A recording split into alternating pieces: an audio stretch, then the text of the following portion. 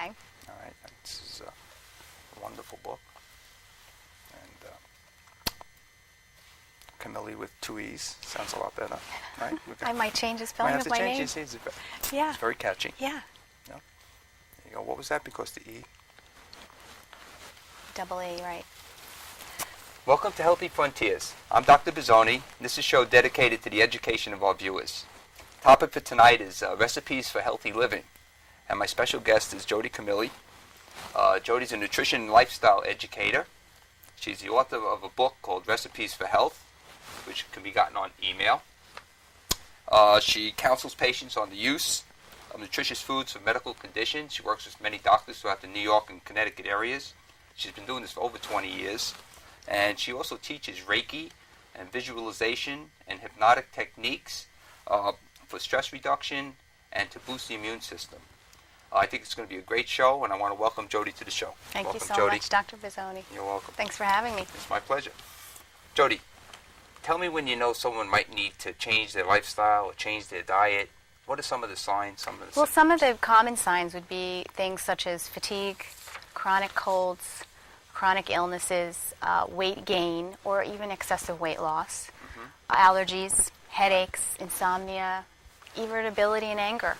So that runs the gamut. I mean, many of these conditions we see that a lot of people taking maybe prescription medication for might be addressed in a nutritional way. Sure. It's absolutely true that lifestyle is very important. And if you don't mind, I'd like to quote something. Please do. This was a recent article published in the Journal of the American Medical Association, commonly referred to as JAMA, by 2 leading Harvard epidemiologists, and what was stated in the study was addressing fundamental dietary, lifestyle, and environmental factors that influence disease, that it's a more effective and economically sound way than trying to find the latest drug or surgical treatment for chronic diseases. And just to reiterate, these are Harvard epidemiologists doing this study. They pointed out that the United States spends billions of dollars on chronic disease treatments and interventions for risk factors, and although these are useful and important, they wrote a fraction of that investment to promote healthful lifestyles for primary prevention among individuals at all ages would yield greater benefit. When it comes to resolving our chronic disease epidemic, we don't need to look for better medications or technological solutions. We simply need to look at what we put in and around our bodies every day. The answer is much less expensive and much more effective. And that's a quote. Right. Out of Harvard. Yeah. From JAMA. Yeah. Very reputable magazine, in fact, the Bible of the medical Absolutely. profession. So it's really so pleasurable for those of us who work in educating and lifestyle changes when these studies come out, because it's factual scientific study. Right. Not just up there. Yeah, not out there. Woo. Right. Yeah. Okay. Talk to me about some of the causes of disease in the body. Well, recently, the big word is inflammation and inflammatory markers. So a lot of the blood work that's done in doctors' offices is looking for an inflammatory marker. And inflammation can cause a lot of symptoms. Right. And whether the inflammation is very dangerous or whether it's just causing chronic symptoms, for the common person, it's just nice to know that there are dietary and lifestyle changes they can do that help address inflammation and bring it down. And that would be omega-3s. It's a very important product to have in your diet, whether you don't like fish or you do like fish. If you don't like fish, you can easily take it with purified fish oils and get plenty of omega-3s through that. Cod liver oil. If you do like fish, sardines and salmon are excellent sources. Black cod, if you can ever get to find that. That's tough.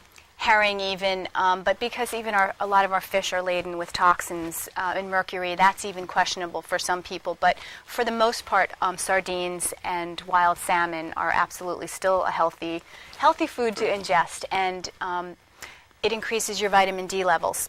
Also, taking vitamin D and having some sunlight every day if you can, not laying in the sun, but just being outdoors for 15 or 20 minutes for a walk during lunch break or any time that you can if you work. All these things help to bring down inflammation in the body, as well as simple exercises and yoga relaxation exercises, because stress also causes inflammation in the body. So what we're eating, and on the what we're eating physical end, would be pro-inflammatory things such as fatty meats. And so you'd want to cut your meat consumption down and increase your vegetable and fruit consumption. Because it has in the meat is loaded with fat. Yes. Right? Not only is it loaded with fat, but there are good fats and bad fats for the body. And so most of the processed meat in this country that people are getting is loaded with hormones, and it's not especially healthy, not like our great-grandparents ate, that's for sure. We're living in a completely different environment as far as our air and our water and even our soil. Our soil is something that they talk about a lot, and our ability to grow the food, a lot of depletion, so the nutrients aren't even there. So it's very important with children and the elderly in particular, or people who have weak immune systems, to get very clean animal products.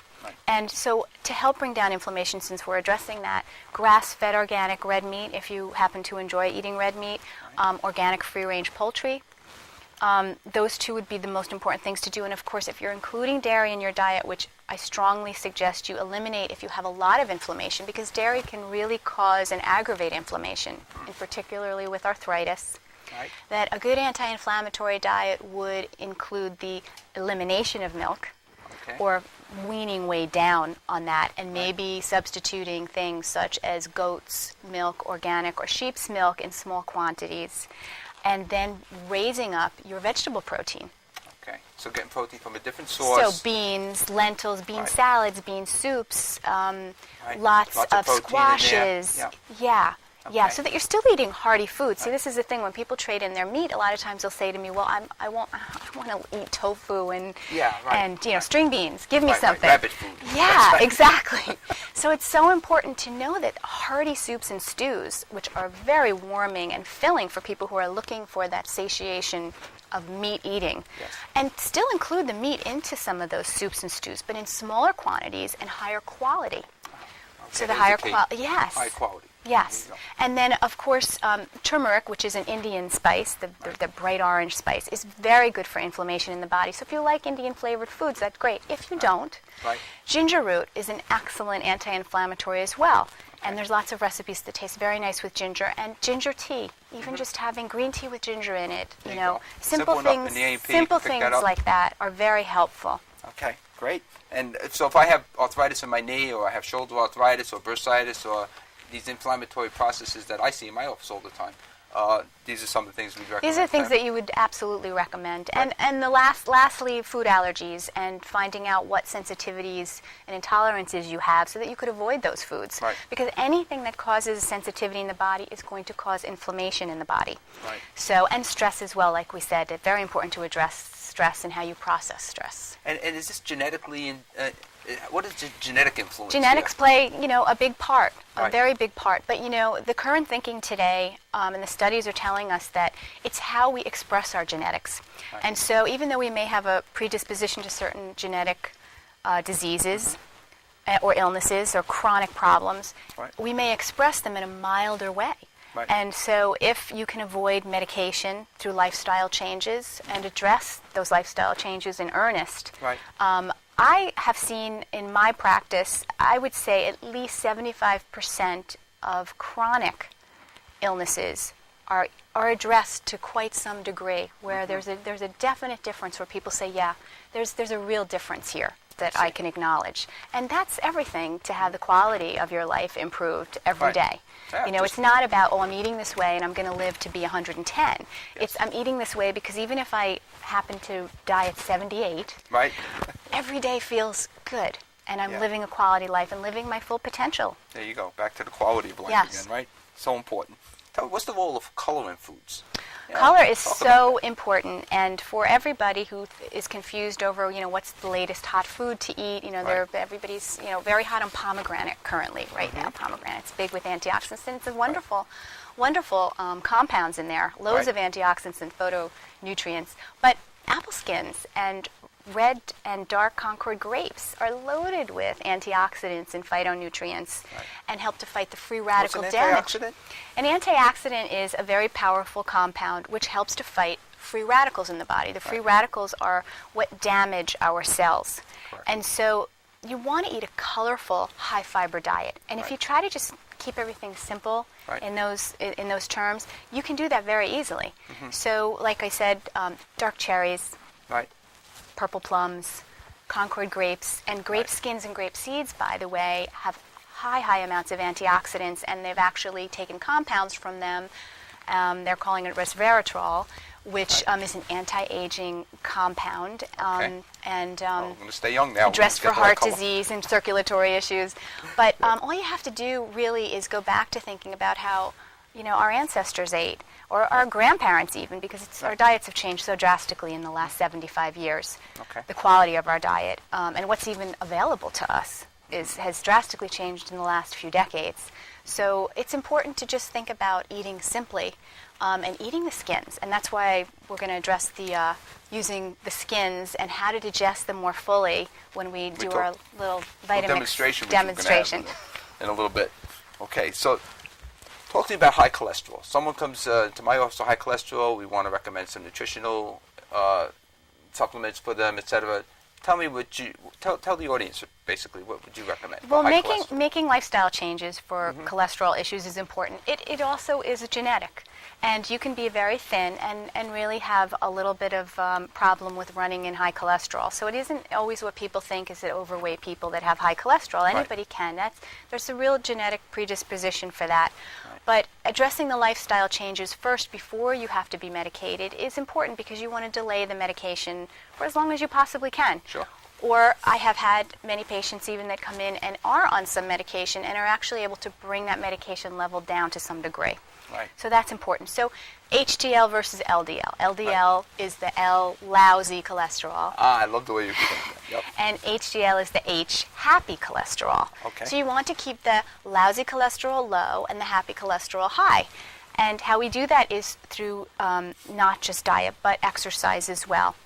Addressing diet would be to raise the happy cholesterol very easily, adding the foods in like avocados, walnuts, the fats that are good for you, almonds, things you can nibble on throughout the day, and bringing down the lousy cholesterol, which is getting rid of all trans fats, all hydrogenated oils. What is a trans fat? Trans fat is a fat that's been changed. The molecules, the cell structure of it's been changed, and our bodies really don't recognize it as a healthy food, and so it's causing problems.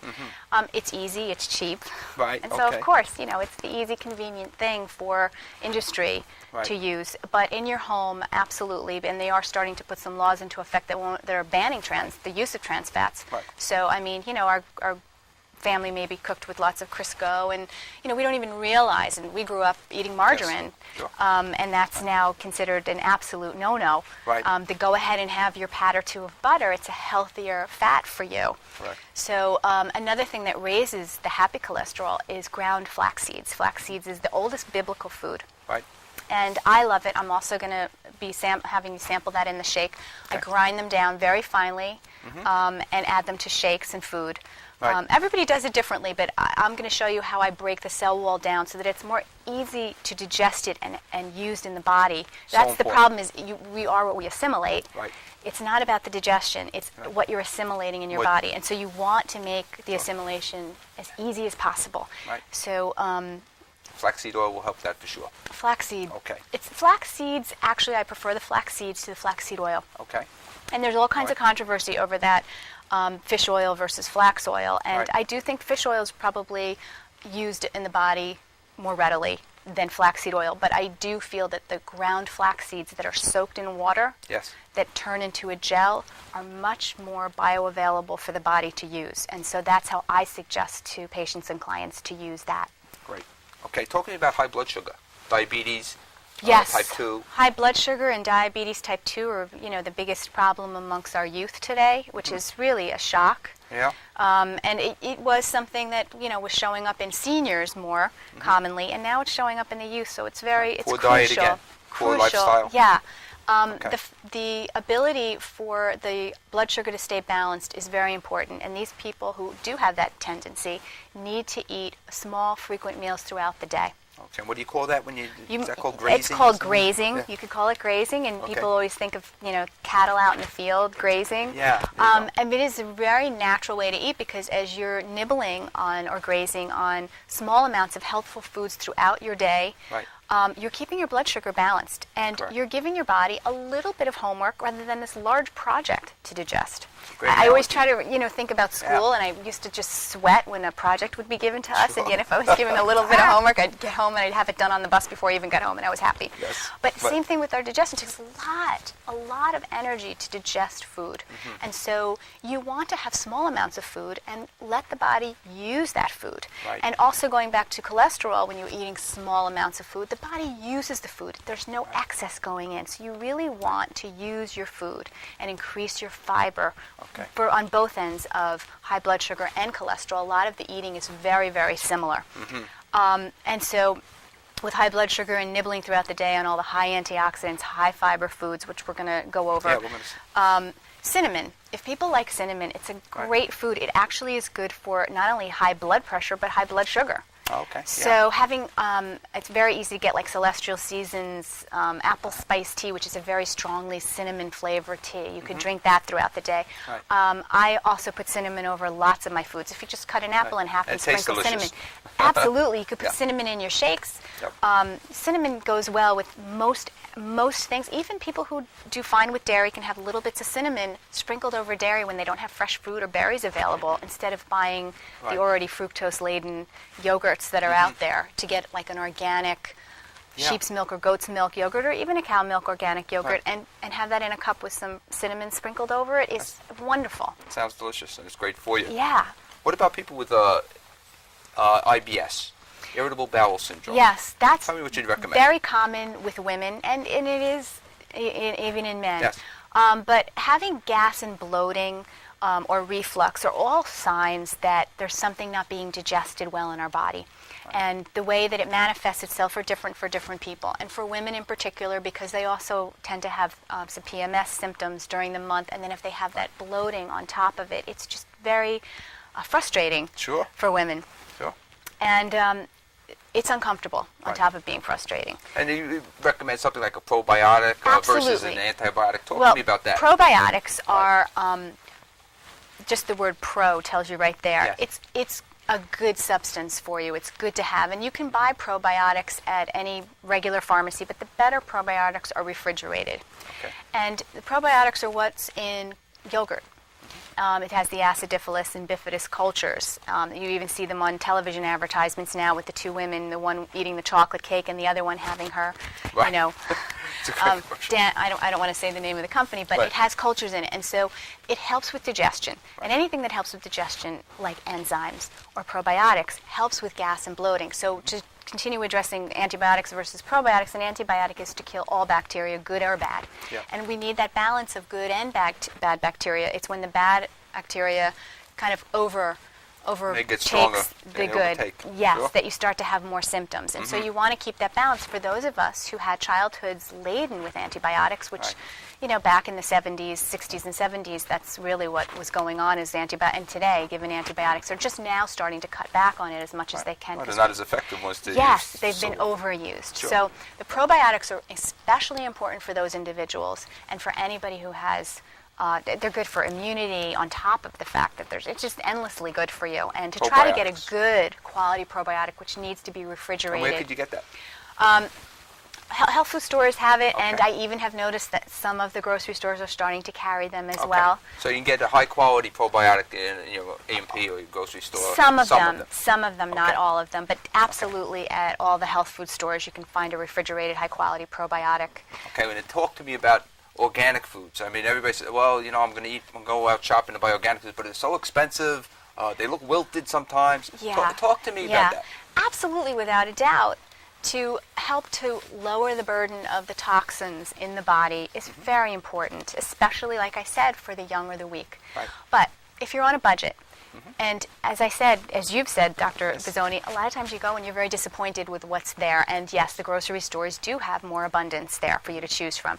Certainly, I'd rather see patients and clients eat the fruits and vegetables, Right. than not eat them because they're busy shopping at a health food store and getting everything organic. There's junk at the health food store too. Right. I mean, there's anything that's been processed really isn't very good for you. It's not doesn't have the bioavailable nutrients that the body's really looking for. Right. Those processing, the way it's processed, Yes, it the robs more all of it. processed, the worse, obviously. sure. So you try to get minimally processed foods. Right. And as far as eating organic, it's I think it's very important to try to get organic animal protein foods. Right.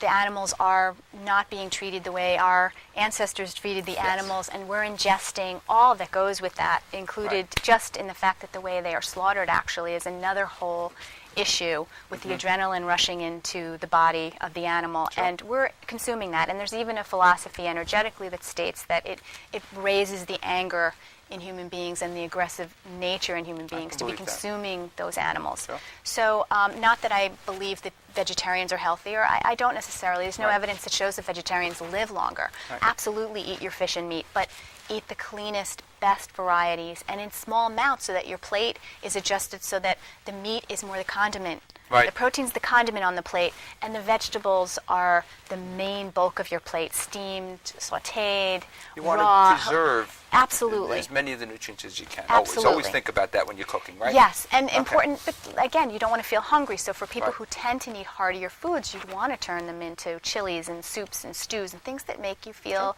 like you've really eaten something substantial. And yet there's other people who love having much lighter fare. Right. So whatever suits you. Great. Jodi, talk to me about eating for seasons. Spring season is upon us. It's a beautiful day outside. Tell me about eating for spring versus eating for winter. Sure. Well, we're just coming out of winter, which is the storing season, and so we're eating warming, energizing foods, holding foods, so to speak, because we're in a holding pattern at that time. Now we're in spring. Spring is about growth and birth and cleansing. And so what you want to do is you want to eat the foods that help to lighten up the load on the organs that have been Right. using the storing of the fats, like Sure. the liver and gallbladder. So you're going to lighten up what you're eating. You're going to eat foods that grow above ground rather than below ground. And cauliflower, artichokes, kiwis, Valencia oranges are all coming into season now, asparagus. So you want to use those foods in your recipes on a regular basis. If you want to pull back on dairy, very important, because in the is a spring you good want time to to do lighten that. up on that. Right, so you might want to substitute other things. So I have a recipe that I do in the Recipes for Health book, a creamy zucchini cauliflower soup, which Right. makes you feel like you're having the dairy and not missing it. But Right. it gives you, even if you can eat that way for a few weeks in the spring, it gives your body a chance to kind of cleanse up and lift out from all the storing heavier foods. Right. And it gets your palate ready for it too, because Right. it's really nice that every few months the seasons do change. And then we can change our foods, and it So inspires then summer us. comes and along, and we're going to change our diet somewhat. And Yes. Then fall. Absolutely. So each season has its own Every few benefit. months, yes. Each season targets certain organs. Right. And the organs an of interesting target in the approach to that. spring are the liver and gallbladder. Asian medicine really addresses the organs and the seasons. And you talk about that in your book, right? I do Talk talk about that, doing some Recipes for seasonal. Health. And this book actually has many recipes in here. And Hundreds it talks about the spring. recipes. Okay. It's wheat-free, gluten-free, high antioxidant, high fiber, super high nutrient Right. foods and Right. recipes that are simple and inexpensive to Okay. put together and to Right. live on. Okay, there you go. And at the end of the show, we'll let you know how you can get a hold of this. Great. Right? So, we're going to have a demonstration now. Okay. All right. Let's demo the Vitamix. Okay. First of all, what's the difference between what we're going to do right now, Vitamix, and the traditional juicer? Well, a juicer separates the fiber from the vegetables and the foods. I'm hoping I'm not pulling this too far, but the Vitamixer actually, what I love about it is to use it every day. I'm not going to downplay juicers in any way, shape, or form, because juicers are incredibly beneficial for cleansing and detoxification and for alkalizing the body, Right. especially the green juices. Okay. But what I'm doing today is something that's kid-friendly and adult juicing afraid Right. friendly. So, and the Vitamixer actually includes all the fiber and all the whole foods in it, so it's great. So in about 60 seconds, you can puree this. Okay.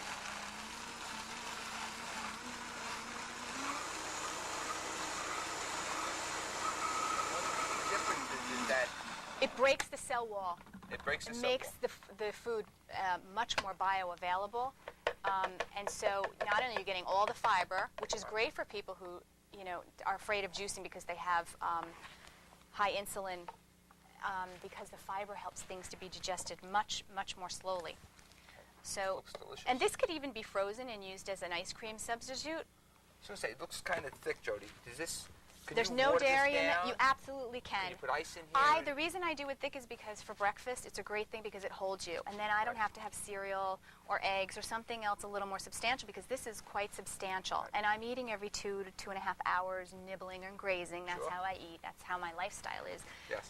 And this really fills you and Can you satiates take this you. to work with you, or just? I do. I know? have containers that are closed solid, Right. and I sip it throughout the day, stick it in the fridge. You can. It is better to try to drink the foods that you've broken the cell wall up, fruits and vegetables, within the first half hour of doing that because of the live enzymes. It's very It's important best- for digestion.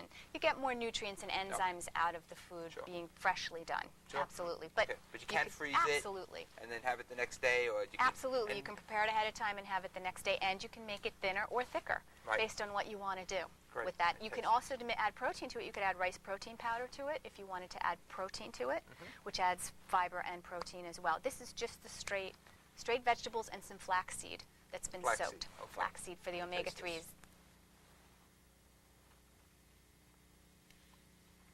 That is delicious. See, kids will drink that. I mean, adults will drink it for sure. But, Definitely wonderful. Oh, Jodi, that was great. and it just helps I'll with tell you. lightening up for spring. Yeah. You know, This rather would be than great having spring a drink cereal. and Yeah. Healthy for the kids. Yeah. Just terrific. Yeah. Great. It's been great having you here Thanks as a for guest having here, me, Jodi. Dr. Bizzoni. My pleasure, really. If you have any questions for Jodi, or if you want to get a copy of her book, which has all the recipes we've spoken about, you can email myself or email Jodi, and we'll certainly shoot that book off to you. And if you have any questions, we'd be happy to answer them. And look forward to the next show. And thank you for being with us tonight.